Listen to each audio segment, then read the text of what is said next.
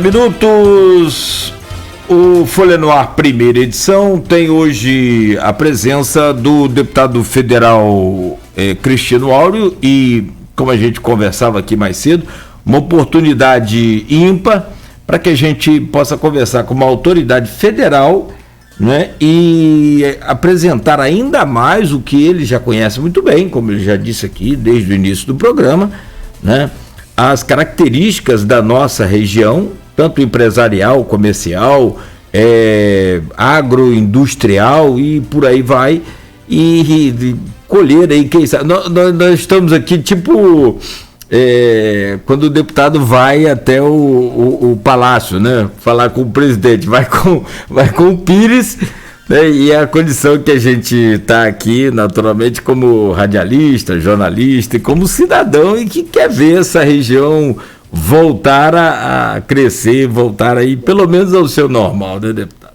Sim, sim. Voltamos com você, Arnaldo Neto. Cristino, eu conversava com você no intervalo. Temos uma votação importante, né? Você me informou aqui, não sabia que estava em pauta, na questão do marco legal do gás no país, que está para acontecer hoje.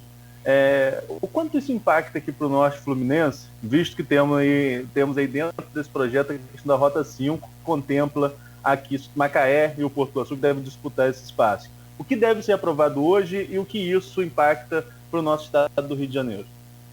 Arnaldo, essa é uma grande oportunidade, na verdade, de esclarecer esse assunto. Primeiro, muitas vezes, né, quem está nos ouvindo pensa, bom, mas trabalho de deputado federal, né? O Cristiano foi deputado estadual, 3 mandatos, foi secretário de Agricultura, Desenvolvimento, Casa Civil, e agora está lá em Brasília, né? Então, o que esse sujeito está fazendo lá? Então, assim, às vezes tem uma informação sobre emenda, raramente. Nós vamos falar daqui a pouco sobre o resultado das minhas emendas em termos de recursos para Campos e para a região. Mas tem um trabalho que é muito silencioso, porque ele desperta o interesse de alguns veículos. Vocês, por exemplo, cobrem bem, e eu, quando fiz um elogio inicial, não é só para aumentar a autoestima de vocês no início da manhã, não. É porque vocês, como veículo, como jornal, como internet, como televisão, como rádio, vocês têm profundidade para debater os assuntos, e eu acho isso admirável.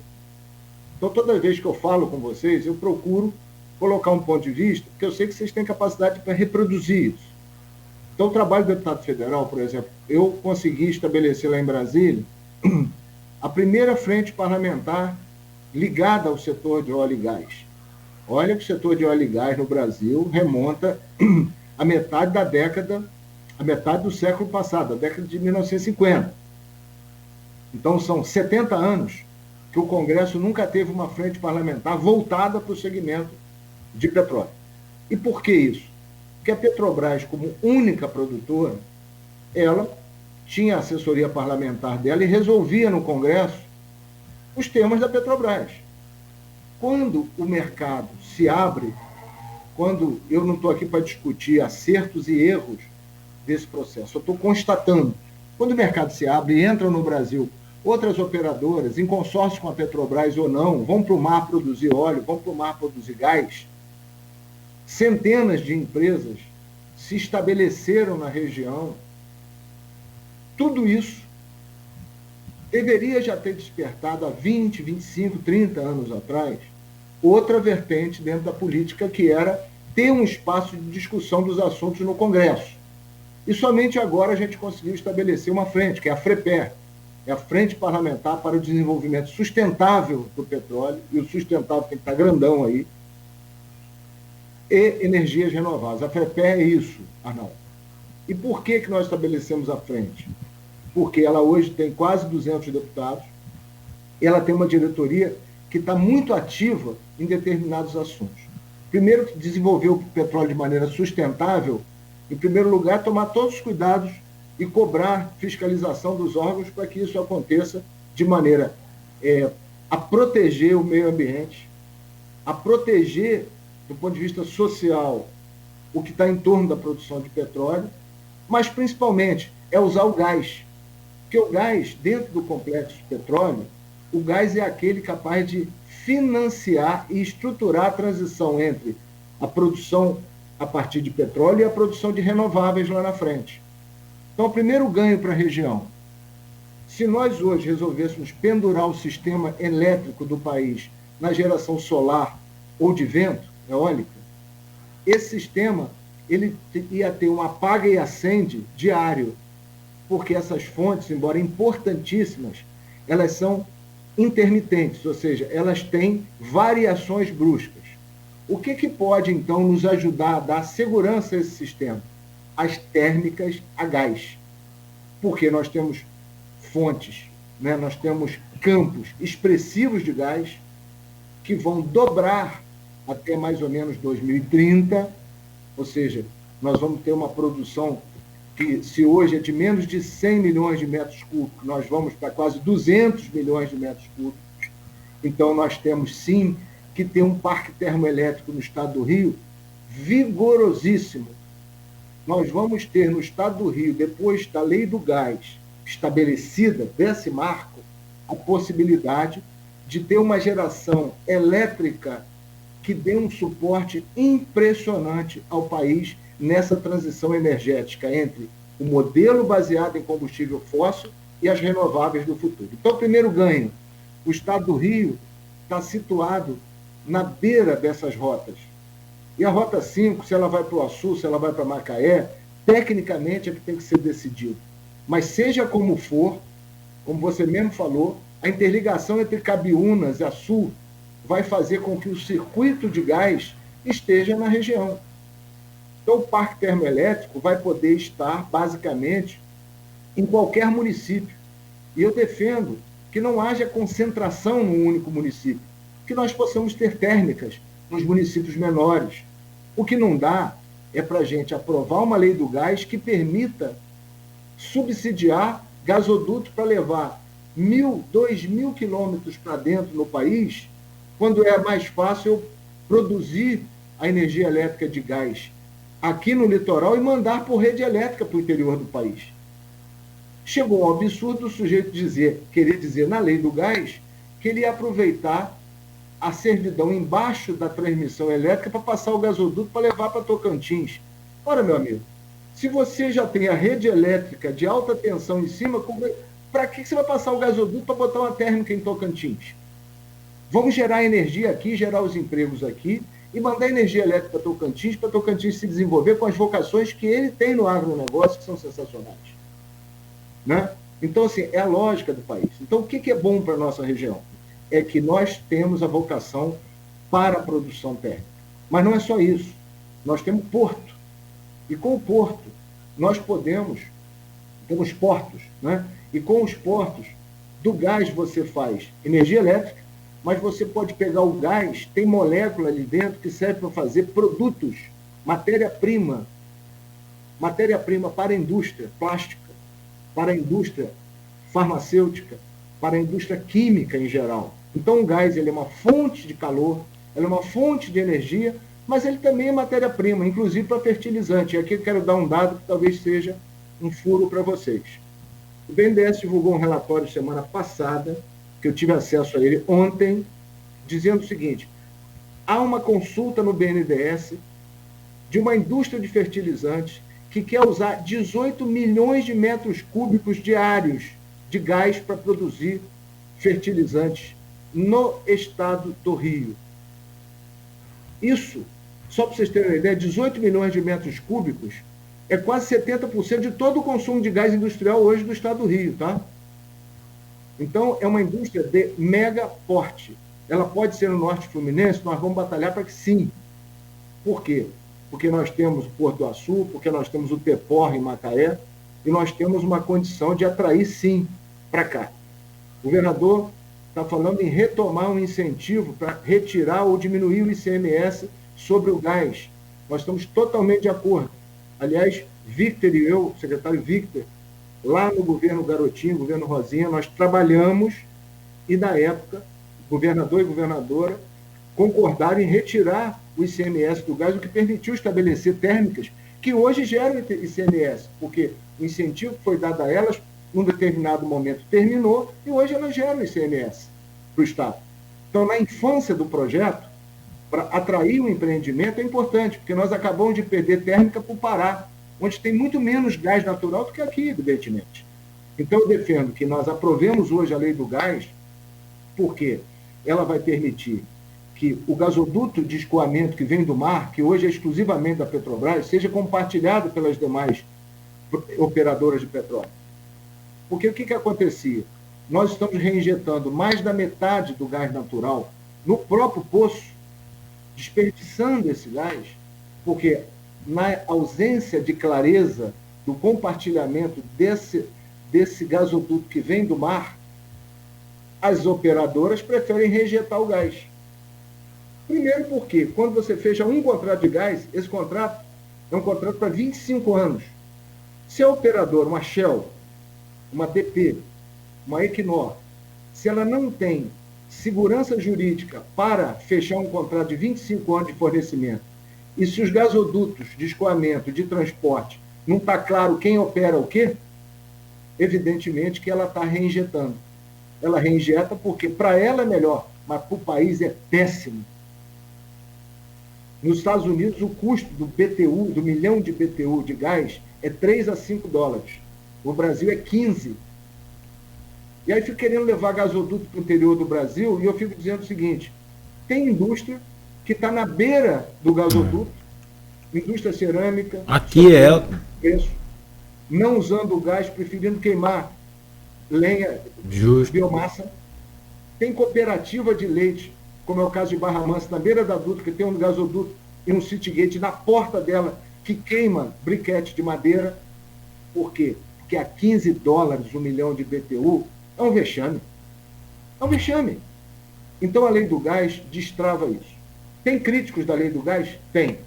Tem gente que acha que tinha que fazer alguns ajustes, inclusive as distribuidoras de gás, a Natos e a SEG, né, reclama de uma série de pontos, mas o fato é que essas distribuidoras também permitem que em Campos, que é um grande produtor de gás, Macaé é um grande produtor de gás, essa rede não chegue para todo mundo. Para você instalar um posto de gás é uma via crucis, para você fazer, fora outros fatores. Então elas também, ao longo do tempo, erraram muito na sua estratégia. Erraram muito. Então a lei do gás, ela corrige algumas coisas. E o que não puder corrigir agora, tem tempo para fazer melhorias. O que não dá é para ficar com a lei que nós temos, que é lei nenhuma.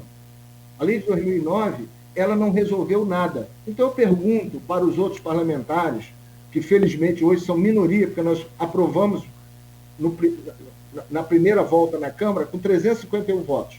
Foi o Senado, alterou alguns pontos. Voltou para nós. E eu pergunto àqueles poucos que são contra, se vocês estiverem felizes com o modelo que nós temos, gás no mar e miséria na terra, se esse é o modelo, então vamos continuar com a lei que nós temos. Agora, se o nosso ponto, e aí, quem é que está apoiando a lei do gás? Todo o setor industrial que usa gás está apoiando. As operadoras que têm a obrigação de investir, são as grandes petroleiras, inclusive a Petrobras, apoia a lei do gás. Eu que vou ser contra? Se eles que precisam fazer o investimento são favoráveis ao texto que nós aprovamos, eu é que vou me posicionar contra? Vou dizer, não, essa lei aí é muito ruim, vamos ficar com o que nós temos. Ficar com o que nós temos significa a Petrobras, sem condição de fazer novos investimentos, não pode abrir parceria com ninguém. Não pode abrir seus gasodutos para compartilhar. Se você vai instalar 1 metro de tubo entre Cabiúnas e Macaé e uma indústria, a distribuidora estadual quer tarifar esse 1 metro de duto que está ali, mesmo que não preste nenhum serviço adicional. Isso é uma lei que nos resolve? Não é. Nós estamos fazendo o gás chegar às residências como deveríamos? Aí sim, para baratear o preço? Não estamos. Então, se esse modelo que está aí, se servir a alguém, não está servindo a maioria da população brasileira, com certeza. Ele está preservando alguns monopólios e nós não podemos correr o risco de preservar isso ad eterno. Tem ajuste para fazer? Tem, mas eu defendo por essas razões. Acho que nós vamos caminhar, nós vamos desverticalizar. Então, a Petrobras hoje, ela produz, transporta, é bem verdade, a rede de transporte já foi compartilhada.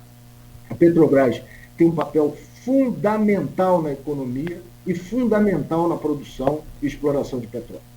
Tem espaço para continuar em refino? Tem. Tem espaço para continuar em outros pedaços da cadeia? Tem, e deve ser feito. Deve ser valorizado o papel da Petrobras.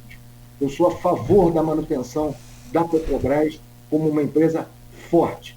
Mas, a exemplo da minha casa, que é o Banco do Brasil, que compete com os outros bancos, inclusive o Banco do Brasil competiu durante muitos anos com a ABN AMRO Bank, com vários bancos estrangeiros, com o Citibank, que vieram para o Brasil e já voltaram com o rabo entre as pernas para suas origens, só ficou aqui praticamente o Santander. Então a Petrobras também compita num ambiente de briga de competição de mercado. Porque se quer ser estatal, tem que ser uma estatal eficiente. Tem que competir para valer no ambiente. Né? Então, eu sou favorável ao fortalecimento, mas sou favorável à abertura para que se dê uma competição saudável. Nós não somos obrigados a comprar nenhum modelo. Nós não precisamos ser a China estatal, nem precisamos ser o absurdo liberalismo americano. Nós podemos ser o Brasil, uma democracia jovem, forte, com bases econômicas próprias, com autonomia sim, mas com competição para não preservar nem privilégios e nem uma abertura de mercado que ela seja totalmente incompatível com a defesa dos valores do Brasil. Então, acho que nós podemos ser para o Ocidente algo muito interessante. Sermos democráticos, sermos um país que estabelece isso, e eu sou otimista com o Brasil, apesar desse clima todo. Eu acho que o Brasil tem tantos elementos. Eu olho para a juventude, eu vejo um polo educacional como o campus, o valor das universidades, de uma UENF, das universidades privadas, das faculdades privadas, das escolas e da tradição que Campos tem, do valor da educação, um centro de medicina que avançou, não só Campos, municípios como um todo. Isso me faz acreditar. É por isso que os meus projetos eles estão voltados para vários setores aí da sociedade, porque eu acredito nisso. Bom, antes eu ia até no meio da resposta do senhor interrompê-lo para lembrar das cerâmicas, que são mais de 110 em Campos e que vivem momentos difíceis, como a gente sabe, até por conta da pandemia e disso tudo, mas o senhor já está bem antenado, já lembrou bem aí, e esse gás seria... Algumas até têm acesso ao gás, mas é aquilo que o senhor falou, o valor do BTU é inviável.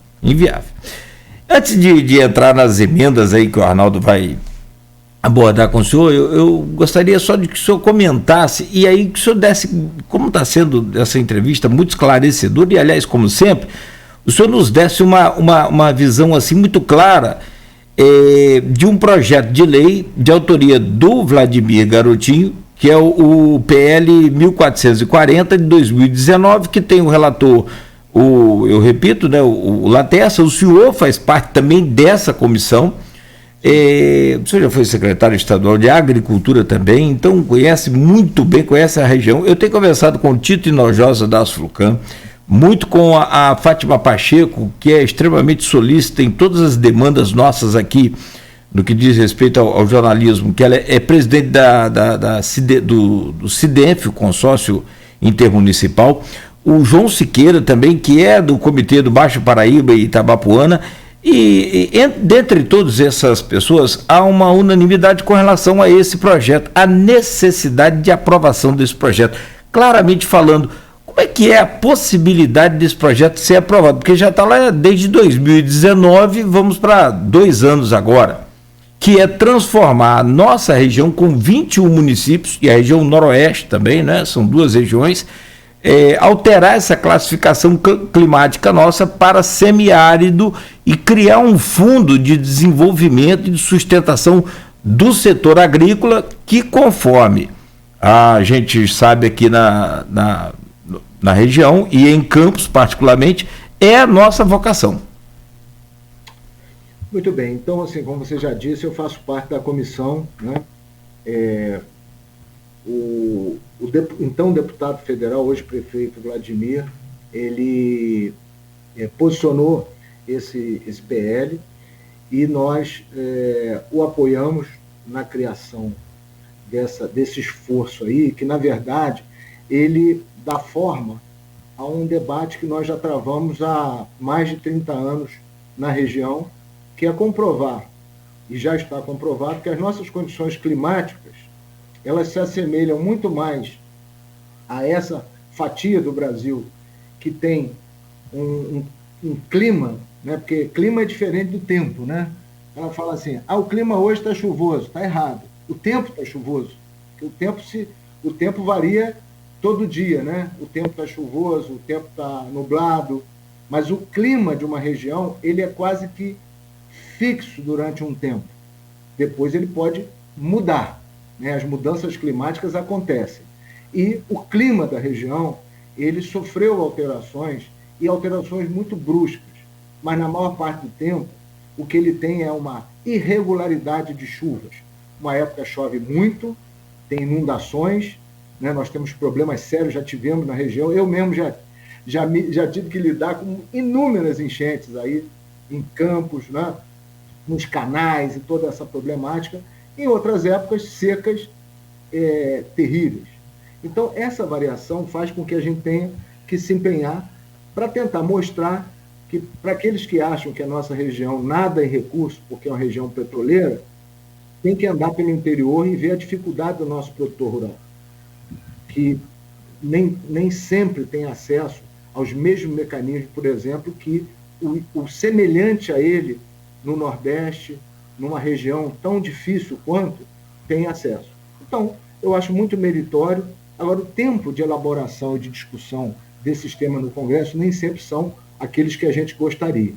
Então, a pandemia atrapalhou as comissões especiais, muito, porque elas foram todas desativadas, e a gente espera retomar esse assunto e tocar em frente. Quero aproveitar para mandar um abraço aí para o Tito, Enojosa, todo o pessoal da Asflucam, o pessoal em torno da Coagro, das empresas produtoras do nosso setor agro aí, os produtores da pecuária, de leite, de corte, e principalmente os agricultores familiares. Quando vou a Campos, adoro ir na feirinha, eu adoro ir no mercado e encontrar com essa turma, que é a turma do meu coração, é a turma com que eu lido há muito tempo, né, que eu sou apaixonado por eles, aí, por essas famílias, e que eu acho que um projeto desse pode ajudar muito, além do que nós possamos fazer de imediato.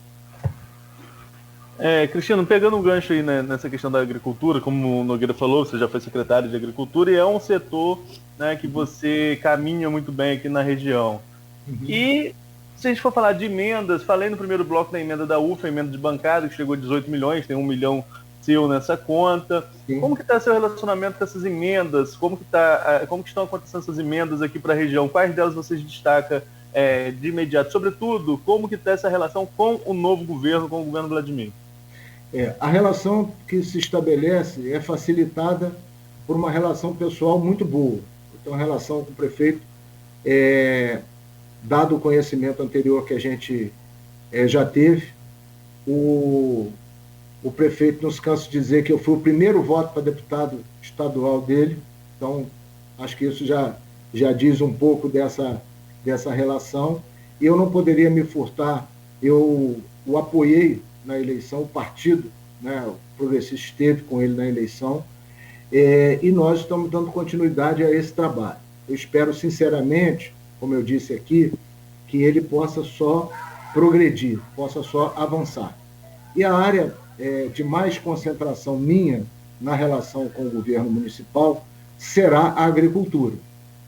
Primeiro porque eu entendo claramente que o município de Campos, além dessa vocação para a energia, do petróleo, de ser um centro de serviços. E aí, gente, vamos parar com essa história, eu fico vendo nas redes sociais, porque o setor de serviço é mais importante, porque a indústria é mais importante, porque a agricultura é mais importante. Todos, sem exceção, têm um papel fundamental para fazer com que um município funcione. Antes da pandemia, muita gente chorava de barriga cheia. Agora está vendo o que é crise real. Crise real é isso. Muita gente entrega os pontos antes de batalhar. Então, sinceramente, eu acho que nós temos um potencial na agricultura, na região, que nós não podemos ficar olhando para o passado. Perdemos competitividade para São Paulo, para o Centro-Oeste, nas grandes plantas de produção de etanol e de açúcar, perdemos. Mas o que se tem que ser preservado e trabalhado, porque uma das alternativas ao fim de ciclo de petróleo e óleo não é ficar tentando dizer que nós vamos atrair milhares de novas empresas. É preservar o que nós temos. E o que nós temos precisa ser apoiado. Eu costumo usar um exemplo aqui, o Cláudio e Arnaldo, que é o seguinte: se uma família vai fazer uma adoção, a assistente social tem que ir lá nessa família para ver como é que a família trata os seus filhos naturais. Se nós queremos atrair para Campos e para a região novas empresas, é preciso ver como é que o Estado e o município tratam as empresas que estão tentando sobreviver ali há muitos anos. Empresas pequenas, empresas médias, empresas grandes. Então, ponto. Nosso trabalho nas emendas, ela é voltado principalmente para o estímulo à produção agrícola, porque eu acredito que ela é, sim, uma base importante da economia local. Tanto em termos de área, porque se nós não ocuparmos uma área com produção, nós vamos, na verdade, estar correndo o risco de favelizar a área rural, ou seja, perder grandes espaços disso para uma degradação da qualidade da moradia, da qualidade da vida, né? Então, acho que a atividade precisa ser apoiada. Ah, Cristiano, mas você destinou recurso de emendas também na saúde, no governo anterior. É verdade. Emendas de combate ao Covid, emendas para ajudar a equipar hospitais, tanto Ferreira Machado quanto Guarulhos. Atuei na cultura com verbas para o Palácio da Cultura. Atuei trazendo emendas que, em determinado momento, foram necessárias para ciência e tecnologia. Então, se eu somar aqui, está dando aproximadamente 29 milhões de reais em emendas já aportadas no município. Inclusive porque eu resgatei algumas emendas do meu amigo Feijó, que, não tendo concorrido à reeleição, tinha apontado várias emendas. Eu tomei o cuidado de ligar para o Paulo Feijó e disse: Feijó, se eu não fizer nada, se nenhum deputado fizer nada, essas emendas suas aqui vão ser perdidas. Você me autoriza a trabalhar por elas? Ele falou: Cristiano, prontamente. Inclusive, você vai fazer um grande bem à região. E foi o que eu fiz. Em vez de ficar com a vaidade, não fui eu que coloquei a emenda, não, o Paulo Feijó colocou. É um recurso federal devido ao município e nós trouxemos para o município. Então, acho que esse tipo de atitude faz com que a gente possa hoje dizer que nosso retorno, além de temas grandes como lei do gás, né, talvez eu tenha sido o deputado que mais contribuiu com o novo texto da lei do gás, foi o que aprovou mais emendas dentro da lei do gás. Temas como, por exemplo, a BR-101, onde eu trabalhei muitos anos e hoje sou um crítico da atitude absurda da Arteres. Pleiteei uma comissão especial que só não está instalada por conta da pandemia, mas eu vou cobrar a instalação de uma comissão de acompanhamento dessa concessão. Fui deputado, certamente, desde 2009. Eu fui à Espanha, quando ainda era OHL, disputando esse processo. Eu acompanho desde 2009. Não aceito a atitude. Se quer devolver a concessão, devolve também em Santa Catarina. Devolve onde ela está ganhando dinheiro. Para de cobrar pedágio, abre a cancela, então. Não faça isso. Isso é um desrespeito. Então, esses temas, além de emenda, a gente está trabalhando outros temas. Esse da concessão eu vou cobrar. Nós tivemos uma reunião com o ministro Tarcísio, aí o Vladimir, a Clarissa, o Laterça, o Marcão, que estava no mandato, nós fomos ao ministro Tarcísio e conversamos com ele. Não vamos admitir que isso seja tratado no escurinho, que isso seja resolvido lá no gabinete. Essa BR-101 cobra valores de pedágio, inclusive cortando municípios. E nós precisamos resolver isso. Então, temas grandes e temas de emendas. Então, nas emendas, eu conversei com o secretário Almir outro dia, essa questão da mecanização na área rural, ela é fundamental.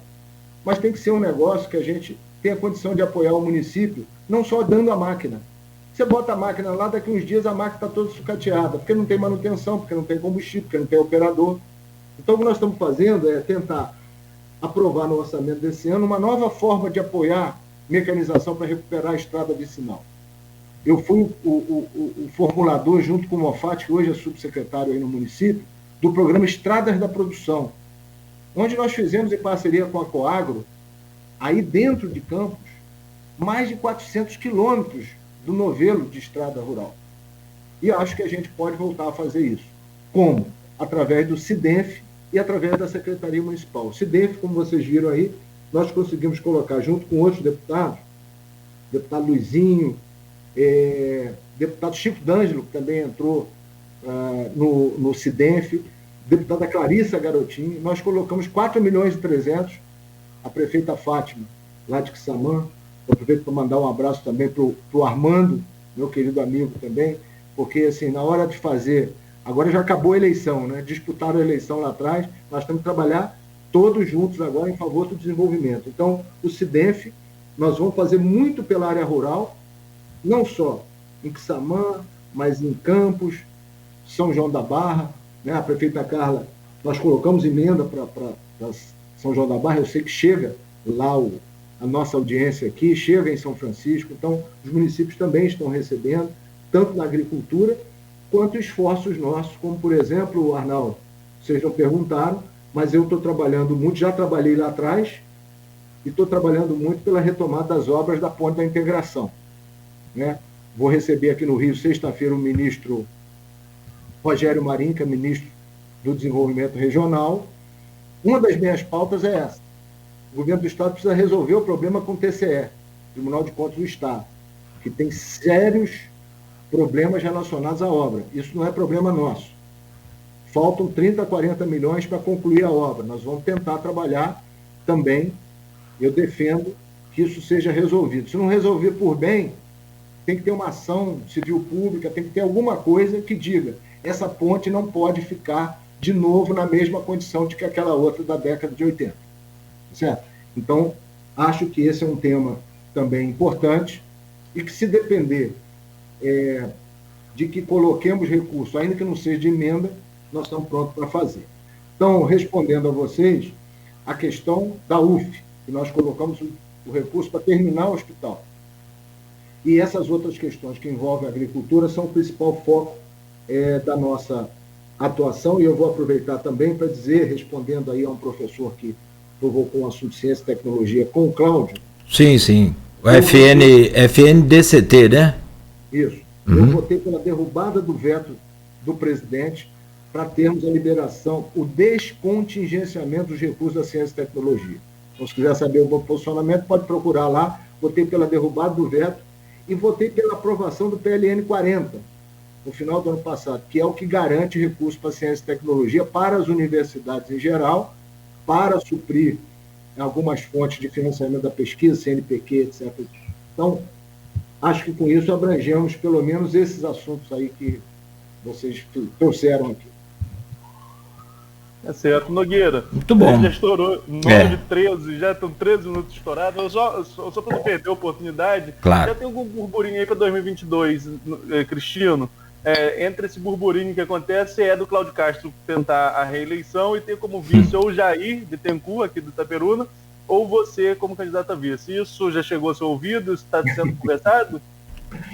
Nós temos uma longa travessia até 2022, né?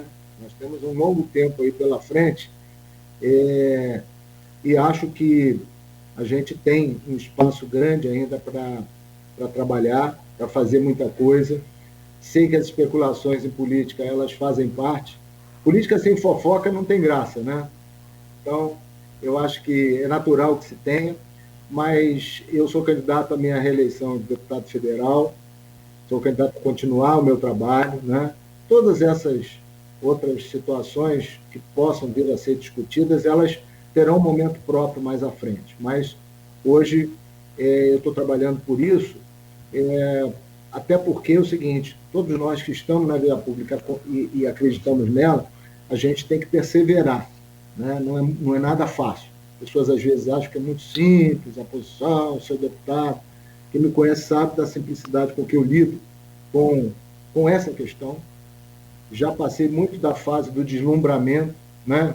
Isso aí, se me afetou na juventude em algum momento, já nem me lembro, porque hoje eu tenho muito pé no chão e o aprendizado desses anos todos. Então, eu fico feliz com a lembrança do meu nome para qualquer situação, mas hoje o que eu estou firme mesmo é na defesa desses pontos aí e do meu trabalho com a região, qual eu muito me orgulho. Não, é importante ouvir isso, até porque a nossa cidade ficou sem deputado, né? Com a saída do Marcão, com a saída também do Vladimir, ficamos com a Clarissa, temos o deputado, eu digo assim, é nato, né, que eu digo, mas a gente sempre contou... De nascidos em Campos, nós temos Chico D'Angelo e Clarissa e Later, temos até 3, o problema é que... a base eleitoral, a minha presença em Campos, eu acho que eu já morei em Campos mais tempo. Já tem. Em diferentes estágios. Eu morei em Campos mais tempo do que alguns que nasceram. Sim, mas não vou pôr isso em discussão.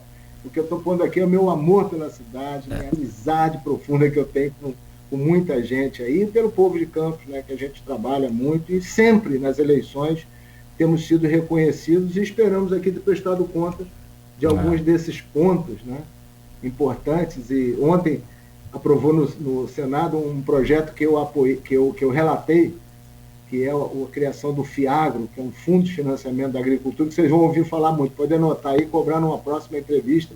Eu fui o relator na Câmara e aprovamos o FIAGRO, que é um fundo imobiliário do setor rural e que cai como uma luva para o financiamento da produção aí na região. Eu só queria ressaltar isso. Bom. Só para lembrar mais um ponto aí do nosso mandato voltado para a agricultura também. Perfeito. Depois nos encaminha aí alguma informação para que a gente passe também para o pessoal da agricultura aqui, né? Eu quero ressaltar muito que a gente está tendo à frente agora da agricultura, do Ministério da Agricultura, a superintendente nova, Estela Romanos, que foi presidente da Emater e agora é a superintendente estadual do Ministério da Agricultura, muito empenhada, já está trabalhando com o município de Campos, com o Ocidente, com os municípios aí. Eu tenho muita fé que ela possa fazer um grande trabalho. O Ministério da Agricultura, se por um lado o Estado está numa dificuldade muito grande, com muita limitação orçamentária, o Ministério da Agricultura tem bons programas e eu acho que ela vai fazer um grande trabalho aí na agricultura junto com o município. Tá certo, deputado. Queremos agradecê-lo. Obrigado aí pela presença, obrigado pelo carinho sempre com que nos atende, né? E esperamos em breve tê-lo aqui conosco novamente. Um bom dia, boa semana, se cuida aí, use máscara e vamos combater essa pandemia juntos aí. Um grande abraço para o senhor. Um abraço para vocês aí, tá? O Grupo Folha como um todo e principalmente aos ouvintes aí com que a gente pôde compartilhar essa manhã. Um abração. Tá certo, então. 9h18, conversamos ao vivo por videoconferência com o deputado federal Cristino Áureo. Arnaldo, fechamos aqui, amanhã a gente volta às 7 da manhã amanhã é com o Cristiano Miller, não com o Cristino, é Cristiano Miller, presidente da OAB Campos. Exato, Nogueira, então até amanhã às 7, já estouramos o tempo demais. Muito obrigado aí, obrigado a todos os ouvintes e até amanhã, se Deus quiser. Valeu. 9h18. Se cuide também, use máscara. E álcool em gel. E líquido também. É bom, para passar nos equipamentos, nas coisas. 9h18, voltamos a seguir com músicas e também com informação, padrão Folha FM, e amanhã às 7 no oferecimento dos laboratórios Plínio Bacelar, Clínica Proteus e Dedumas Baterias.